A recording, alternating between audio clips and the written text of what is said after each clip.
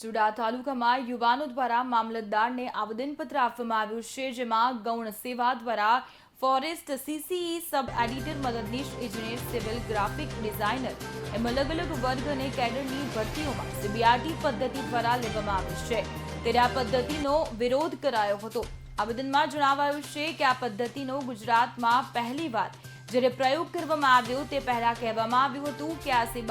CBRT દ્વારા પરીક્ષા લેતી એજન્સી ખૂબ જ વિશ્વસનીય અને પારદર્શી પેપર રહિત ભૂલ રહિત છે, પરંતુ છેલ્લે હોવાયેલા તમામ પરીક્ષાઓમાં આ પદ્ધતિ ખરી ઉતરી નથી। તેના કારણે અનેક છબરડા સામે આવ્યા છે, તો ગૌણ સેવાના અધિકારી અને એજન્સીના માણસો વચ્ચે સંકલનનો અભાવ છે, જેથી પેપર સેટ કરવાનું, પેપર ચેક કરવા માટેનું જે કામ સોંપવામાં આવે છે તેમાં સૌથી વધુ ભાષાંતરની ભૂલો જોવા મળે છે।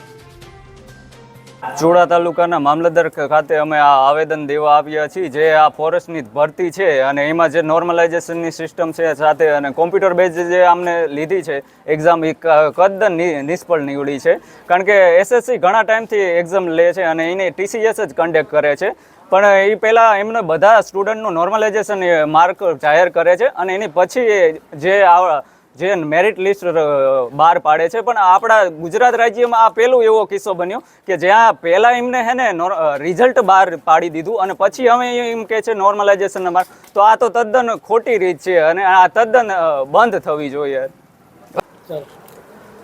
મારું નામ શક્તિસિંહ ભરતસિંહ સિંધવ છે, મારું ગામ ચુડા તાલુકાનું ચોકડી ગામ। આજરોજ તારીખ 3/8/2024 ચુડા તાલુકા મામલતદાર ખાતે અમે લોકો ગુજરાત ફોરેસ્ટ વન વિભાગ દ્વારા વનરક્ષક બીટ ગાર્ડની જે કહેવાય એની ભરતી પ્રક્રિયાને જે છબરડા છે અને જે બધું બહાર આવ્યું છે એના અંતર્ગત અમે લોકો અહીંયા ભેગા થયા છીએ। તો અમારી એક રજૂઆત છે સચિવશ્રીને કે ગૌણ સેવા પસંદગી મંડળને લોકોને કે જે તમે જે આ 8 ગણા ઉમેદવારોનું લિસ્ટ બહાર પાડ્યું છે એ લિસ્ટમાં તમે ડાયરેક્ટ બધાના નામ આપી દીધા છે, કોઈના તમે કહેવાય કે